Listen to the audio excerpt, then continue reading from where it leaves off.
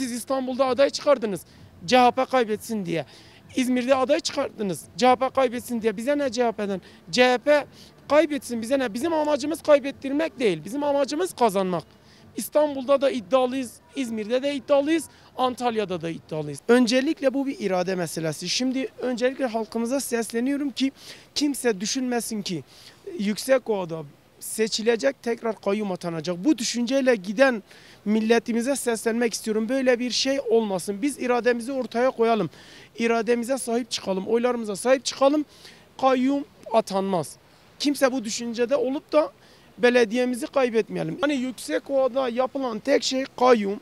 Parayı alıp ihaleleri torpille yandaşlara vermiş ve yaptığı tek şey ihale alıp yandaşlara verip halkımızın emeğini sömürmek, iradesine el koymak. Hani bizim halkımıza demek istediğimiz tek şey, lütfen herkes iradesine sahip çıksın. Kimse şu düşünceye girmesin. DEM Parti bazı yerlerde aday çıkarmış ama kazanmayacak. Bizim için kazanıp kazanmamaktan ziyade bizim halkımızın iradesi önemli.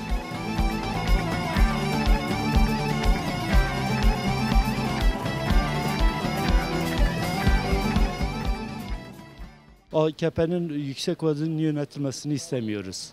Kimi seçiyorsa onlar yönetsinler. AKP yönetmesinler Yüksekova'yı. Biz istemiyoruz.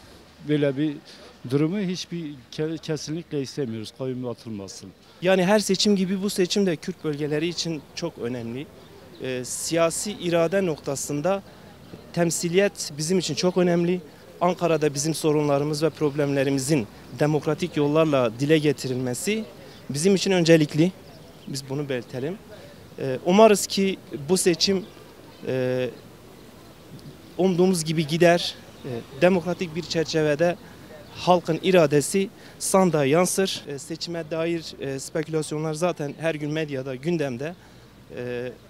Belli bölgelerin elde tutulması veya el değiştirmesi için yapılan çalışmaları da biliyoruz.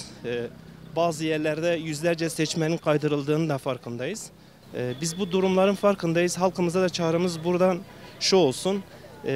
Sandığa küsmek, gitmemek, umutsuzluk gibi durumlar oluşmasın. Herkes gitsin, iradesini ortaya koysun. Buna rengi DEM Parti yani. Bu mesela hani hangi şahsa bakmıyor yani partiye bakıyor. Buranın geneli mesela DEM Parti'ye yönelik oy kullanmayı tercih ediyor yani. Bizim irademizi gasp etmeye çalışıp irademizi yok ederek kayyum atamaya çalışıyorlar ve biz bu sefer kesinlikle kayyumları durduracağımıza inanıyoruz. Sonuna kadar da irademizi ve mücadelemizi büyüteceğiz. Kayyum sadece Yüksekova'yı çöktü. Başka hiçbir şey yapmadı.